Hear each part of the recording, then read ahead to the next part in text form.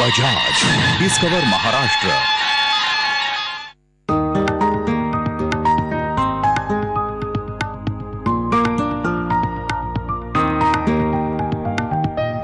तुम्हाला मी एक गोष्ट सांगतो, पण ही गोष्ट थोडी अनोखी आहे। एक खेडेगाव होतं, तिथे एक सासूरवाशीण मोठ्या आनंदाने राहत होती।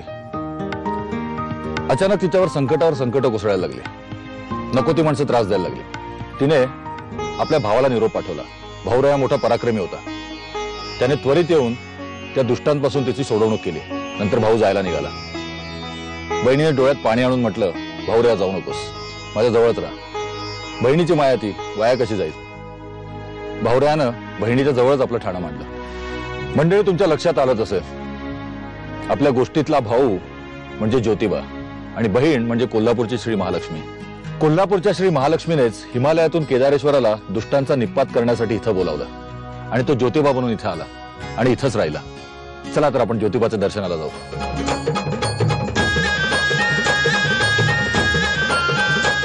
दक्षिणेचा राजा म्हणवला जाणारा ज्योतिबा उंच डोंगरावर वसलेला आहे। त्यामुळे त्याच्या दर्शनाला जाताना अनेक घाट वळणं पार करावी लागतात।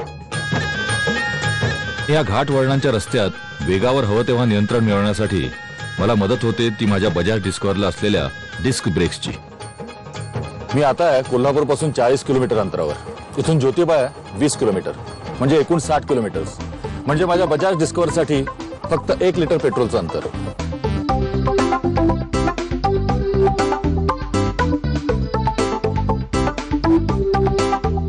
ज्योतिबाच्या डोंगराचं नाव आहे वाडी रत्नागिरी। ज्योतिबाने वध केलेल्या रत्नासूर राक्षसाच्या नावाने हा डोंगर प्रसिद्ध आहे। पावसाळा असल्यामुळे डोंगर हिरवाईने नटलेला आहे। या हिरवाईतून जोडीदारासोबत प्रवास करताना वाट कधी संपली तेच कळलं नाही। आमचं स्वागत थेट मंदिर परिसरातल्या दीपमाळांनीच केलं।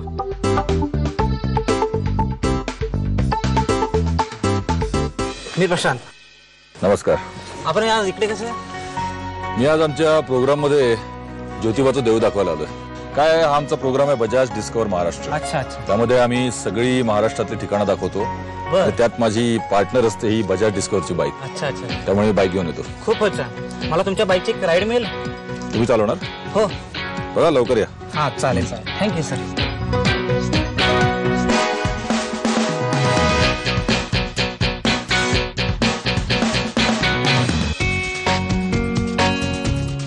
माझ्या बजाज डिस्कवर वरून प्रशांतने एक राईड मारली आणि माझ्या बाईकला पसंतीची पावती दिली। मंदिराच्या बाहेर दुकानाच्या रांगा आहेत, त्याच्या अलीकडेच मी बाईक पार्क केली आहे। आता मी मंदिराच्या दिशेने चालायला लागणार आहे। चला तर मग ज्योतिबाच्या देवळात जाऊया। मी मंदिराकडे निघालो। मंदिराच्या वाटेवर दुतर्फा दुकानांची गर्दी आहे। या दुकानात ज्योतिबाच्या आवडीच्या वस्तू मिळतात। मीही एका दुकानाकडे वळलो। नमस्कार। बरं, मला थोडासा गुलाल आणि हे दे ना, खोबऱ्याच्या वाट्यात।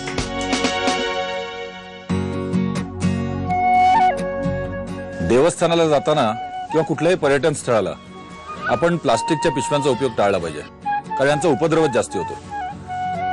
मला एक कापडाची पिशवी देता का? त्यात टाकून द्या ना प्लीज। ज्योतिबाला आवडणारा गुलाल आणि खोबरं घेतलं। एक वेळ पेढे फुलांचा हार नाही घेतला तरी चालतं, पण ज्योतिबाला गुलाल खोबरं हवंच, त्याशिवाय त्याचं दर्शन व्यर्थ आहे।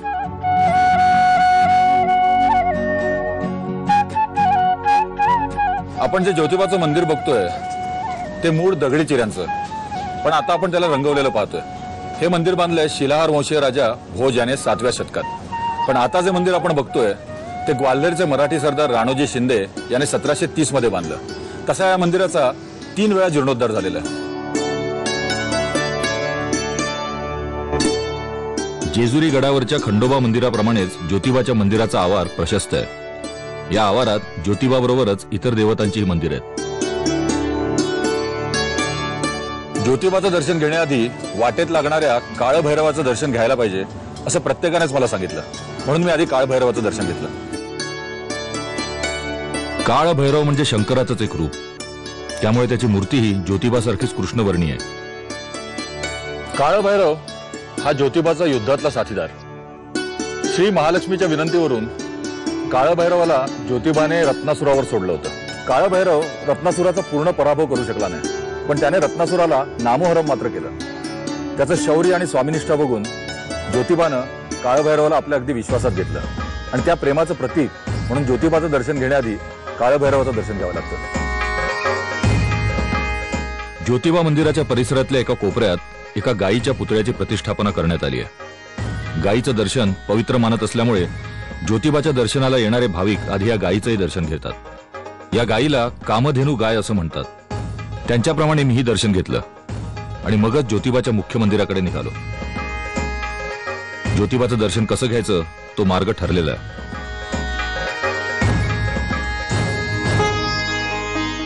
मंदिराच्या आवारातच केदारेश्वर, चोपडाई आणि नंदीची मंदिर आहेत. ही मंदिरं सुद्धा इतिहासकालीन आहेत आणि स्थापत्य कलेच्या दृष्टीने वैशिष्ट्यपूर्ण आहेत. महादेवाच्या मंदिरात नंदीचं दर्शन नेहमीच घडतं.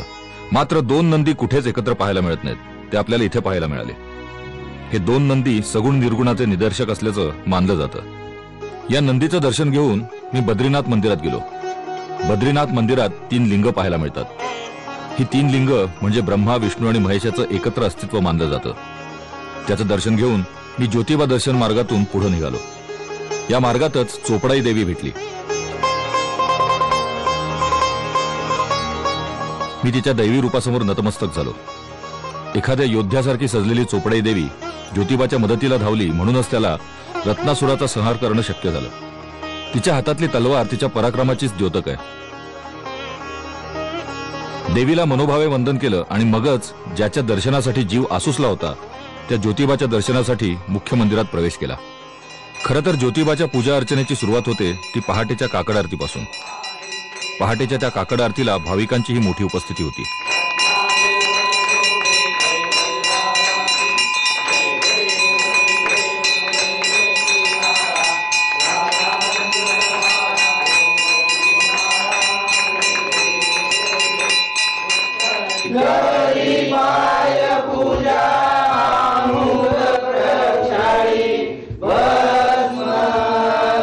देवाची पूजा चालू होती. देवाचे पुजारी उच्च स्वरातील मंत्रघोषात देवाला साथ चढवत होते.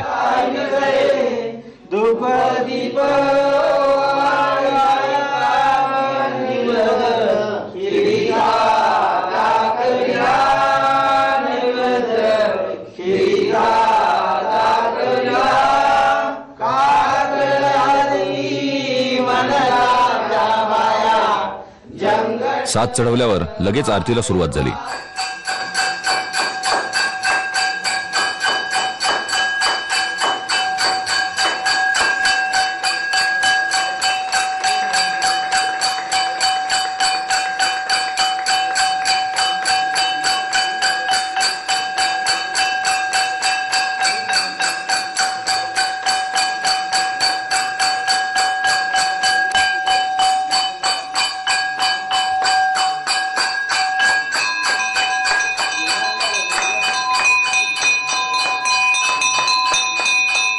देवावरून ओवाळलेलं दीपदान गाभाऱ्याजवळच असलेल्या मारुती आणि 2 गणेश मूर्तींवरूनही ओवाळलं गेलं. रक्षणकर्त्या मारुतीची ज्योतिबा मंदिरातली मूर्ती काळ्या पाषाणातून घडवलेली आणि आकर्षक आहे. तर 2 गणेश मूर्ती श्रद्धा आणि सिद्धीच्या प्रतीक आहेत.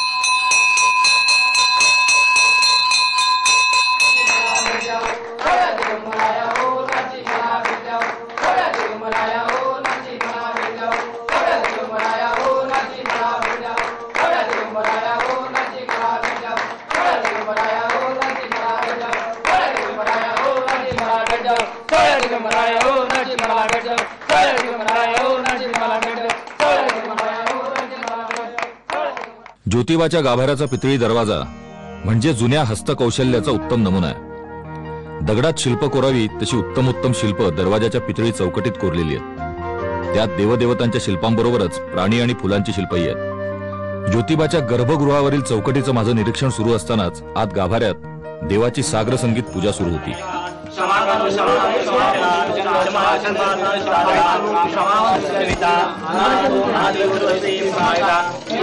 देवाच्या वेगवेगळ्या पूजाविधींना पहाटे 5-5:30 वाजल्यापासूनच सुरुवात होते. त्यानंतर दिवसभर वेगवेगळे विधी सुरूच राहतात. तसंच वेळोवेळी देवाचा पेहरावही बदलला जातो. आता गाभाऱ्यात देवाची महाअभिषेक पूजा सुरू आहे. महादेव, चोपडाई देवी, काळभैरव अशा इथल्या देवतांच्या मूर्तींना स्नान घालून त्यांना दूध, दही, केळं, अष्टगंध हळद कुंकू यांचा महाअभिषेक घातला जात आहे. महाअभिषेक आणि महाआरती पूर्ण झाल्यावर ज्योतिबाला राजासारखी वस्त्र आवरणं चढवली जातात. हातात त्याच्या पराक्रमाला साजेशी तलवारही दिली जाते. ज्योतिबाचं भरजरी पोशाखातलं हे रूप पाहिलं आणि तो खरोखरीच दख्खनचा राजा असल्याची खात्री पटली.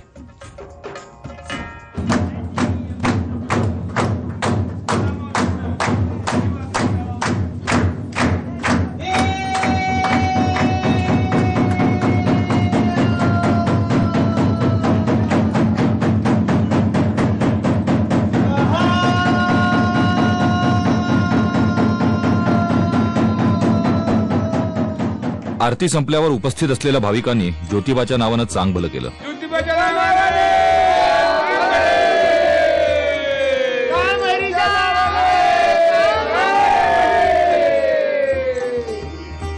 देवाकडे पाहिलं तर तो माझ्याकडेच नजर रोखून बघतोय असं वाटलं. ज्योतिबाची मूर्ती अतिशय तेजस्वी आहे. विशेष म्हणजे ज्योतिबाचं वाहन असलेला घोडा हा ज्योतिबा जवळच आहे आणि उपवाहन असलेला शेषही गाभाऱ्यात पाहायला मिळतो.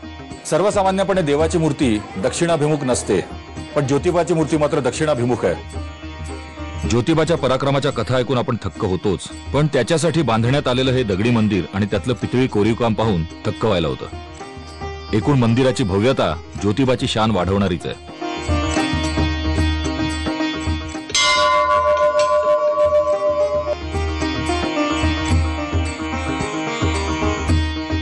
ज्योतिबाच्या दर्शनानं धन्य होऊन मी बाहेर पडलो. सर्वांना मदत करण्याचा त्याचा स्वभाव मला खूप आवडला. त्याच्या या भोळेपणामुळे त्याचे असंख्य भक्त आहेत. फक्त महाराष्ट्रातूनच नव्हे तर आंध्र प्रदेश, मध्य प्रदेश, कर्नाटक या राज्यातून सुद्धा असंख्य भक्त वर्षभर इकडे येतात. ज्योतिबाच्या दर्शनाला रोज गर्दी असतेच. विशेषतः ज्यांचं हे कुलदैवत आहे ते नेहमीच येत असतात. पण विशेष करून प्रत्येक रविवारी ज्योतिबाच्या मंदिरात भक्तांची मांदियाळी असते. कारण खंडोबाप्रमाणेच ज्योतिबाचाही रविवार हाच उपास्य दिवस आहे. ज्योतिबा मंदिराच्या आवारात अनेक पवित्र स्थानं असल्यामुळे ठिकठिकाणी पूजा सुरू असते. भाविक नम्रपणे सर्वत्रच देवापुढे शरणागत झालेले असतात. ज्योतिबाच्या दर्शनाला येणाऱ्या साऱ्यांच्या मनात भक्तिभाव दाटलेला असल्यामुळे हा सारा परिसरच भक्तिमय होऊन जातो. वेगवेगळ्या कोनाड्यातल्या देवदेवता या धार्मिक वातावरणात आणखीच भर घालतात. देवाच्या आवारातली उंच दीपमाळही आध्यात्मिक भाव जागृत करण्यास मदतच करतात. पायथ्याच्या चौथऱ्याला कोरीवकाम असलेल्या दीपमाळा त्रिपुरी पौर्णिमेला उजळल्या जातात तेव्हा अखंड दीपवृक्षाचं दर्शन उपस्थित भाविकांना होतं. ज्योतिबाचं हे मंदिर त्याच्या पराक्रमाला साजेचं असल्याने दगडात बांधलेल्या ओऱ्या, नगारखाना असा राजाला शोभणारा सारा जामानिमा इथं पाहायला मिळतो. अगदी बैलगाडीवरून वाहून न्यावी लागणारी तोफही या मंदिरात आहे. देवाचे हत्ती, घोडे आणि उंट मात्र पावसाळ्यात ज्योतिबाच्या डोंगरावर नसल्याने ते काही मला पाहायला मिळाले नाही. ज्योतिबाचा खरा उत्सव म्हणजे ज्या दिवशी त्याने रत्नासुराचा वध केला तो दिवस होता चैत्र पौर्णिमेचा. या दिवशी 4 ते 5 लाख भाविक इकडे हजेरी लावतात.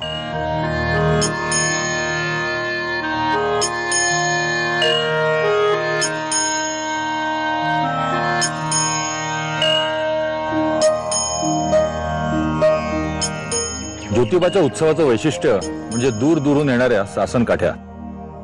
सासनकाठी म्हणजे 25 ते 30 फूट लांब बांबूची काठी. या काठीच्या टोकावर एक वस्त्र गुंडाळलेलं असतं, तर खालून 4 फुटावर एक आडवी फळी मारलेली असते. त्यावर ज्योतिबाचं वाहन म्हणजे घोडा बसवलेला असतो. या काठ्या घेऊन जेव्हा लोक नाचतात तेव्हा ती मौज मोठी पाहण्यासारखी असते. चैत्र पौर्णिमेच्या दिवशी गावागावातून मानाच्या सासनकाठ्या नाचवत आणल्या जातात आणि त्या ज्योतिबाच्या मुख्य मंदिराच्या कळसाला भेटवल्या जातात. ही भेट म्हणजे एक प्रकारे गावोगावचे देव आणि ज्योतिबाची उराउरी घेतलेली भेटच असते. ते चित्र मनात रंगवतच मी पुढे निघालो. पुन्हा एकदा देवाचं संपूर्ण मंदिर पाहून घेतलं. तेव्हा काही शिल्प आणि कोरीव लेख पाहायला मिळाले. मात्र हे लेख आता अस्पष्ट झाल्याने वाचता आले नाहीत. पण एकूणच मंदिराविषयी मला खूप कुतूहल होतं. त्याची माहिती मी मंदिराच्या पुजाऱ्यांनाच विचारली. नमस्कार गुरुजी. नमस्कार. आपलं नाव काय? आपला शशिकांत रामचंद्र झुकर.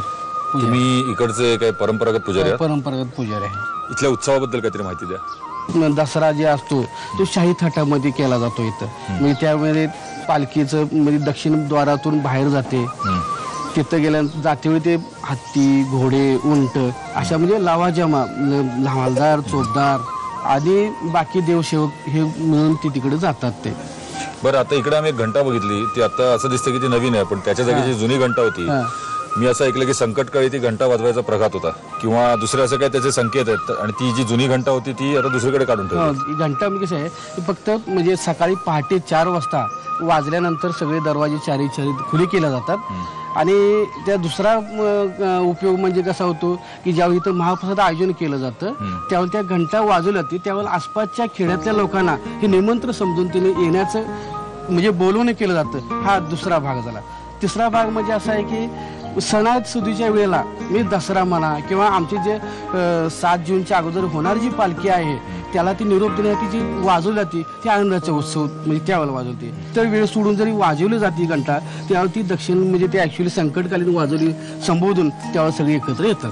बरं बरं बरं. आणि काय हिचं म्हणजे मी असं ऐकलं की या घंटेचा आवाज कोल्हापूर पर्यंत ऐकत होता? हो, साधारण 28 किलोमीटर तरी आवाज त्याचा जातो. बरं बरं, धन्यवाद. पुजाऱ्यांनी दिलेली माहिती ऐकून मी भारावून गेलो. त्या भारावलेल्या अवस्थेतच मी पुन्हा मंदिराच्या आवारातल्या देवदेवतांना वंदन केलं. इथला सारा आध्यात्मिक थाटमाट डोळ्यात साठवला. काही केल्या तिथून पाय निघत नव्हता. जणू मी तिकडे खिळूनच गेलो होतो. पण निघावं लागणारच होतं, कारण एक दर्शन अजून बाकी होतं. असं म्हणतात ज्योतिबाला येऊन जर ज्योतिबाच्या बहिणीचं म्हणजे यमाईचं दर्शन घेतलं नाही तर ज्योतिबाची वारी फुकट. यमाईचं मंदिर ज्योतिबाच्या मंदिरापासून उत्तरेला 1 फरलांगावर चाफे बनात आहे. मी यमाईच्या दर्शनाला निघालो. ही यमाई कोण याची मला उत्सुकता लागली होती. यमाई ही ज्योतिबाची बहीण की बायको याबद्दल संशोधकात दुमत आहे. काही संशोधकांच्या मते, विशेषतः कोल्हापूर गॅझेटियरमध्ये असं म्हटलंय की यमाई ही ज्योतिबाची बायको असून चैत्र पौर्णिमेच्या दिवशी ज्योतिबा पालखीतून वाजत गाजत आपल्या बायकोला भेटायला येतो आणि आपल्या लग्नाचा वाढदिवस साजरा करतो. पण काही संशोधकांच्या मते जत्रेच्या दिवशी हा भाऊराय आपल्या बहिणीला भेटायला येतो.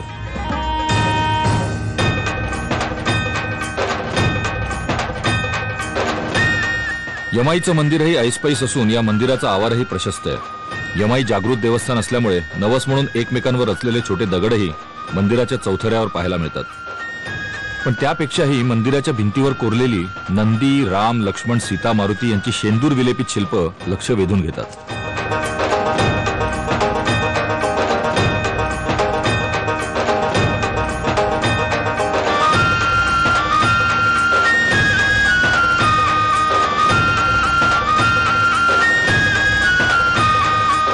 यमाई मंदिर अतिशय रम्य परिसरात वसलेलं आहे. या मंदिराची उभारणी ग्वाल्हेरचे मराठी सरदार राणोजी शिंदे यांनी 1730 मध्ये केली.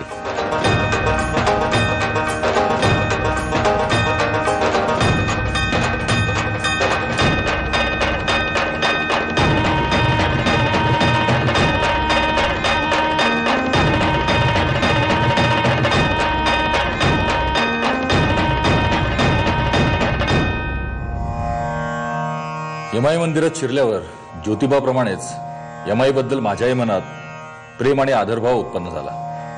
मी आता आत जाऊन यमाईचं दर्शन घेतो. यमाई मंदिराच्या आतला भाग पाहिला की हे मूळ मंदिर हेमाडपंथी शैलीतलं असल्याचं कळून येतं. या मंदिराचे भव्य दगडी खांब यमाईच्या उग्र रूपात आणखीनच भर टाकतात. तिचं दर्शन घेताना मला ज्योतिबाचंच रूप आठवलं. तो जसा पराक्रमी वीराच्या रूपात सज्ज आहे तशीच यमाई देखील वीररूपातच आहे. दुष्टांच्या संहारासाठी हातात तलवार घेऊन सदैव सज्ज असलेली.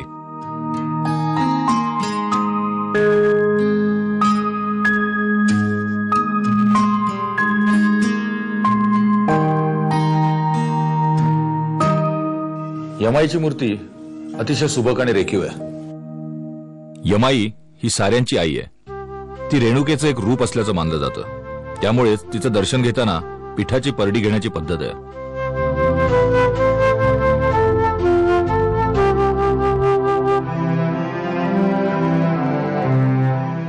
यमाई मंदिराच्या समोरच 2 जलकुंड आहेत. त्यातलं एक विस्तीर्ण आहे. मी एका जलकुंडाच्या पायऱ्यांवर बसलो. पूर्वी हे जलकुंड सुरेख दगडी चिऱ्यांनी बांधलेलं होतं. आता त्याची पडझड झाली आहे. पण मंदिरासमोरील या जलकुंडात काही काळ एकांतात बसून आध्यात्मिक भावाची अनुभूती जरूर मिळते.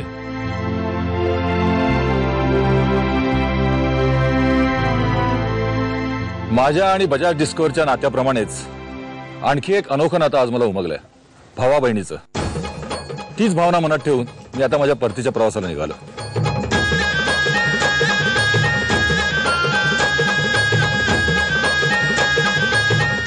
या परतीच्या प्रवासात ज्योतिबा, यमाई, चोपडाई यांची नानाविध रूपं माझ्यासोबत आहेत.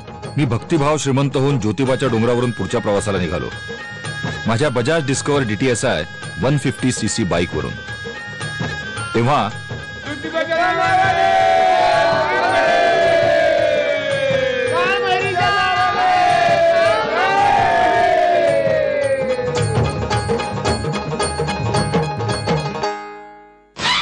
बजाज डिस्कवर महाराष्ट्र.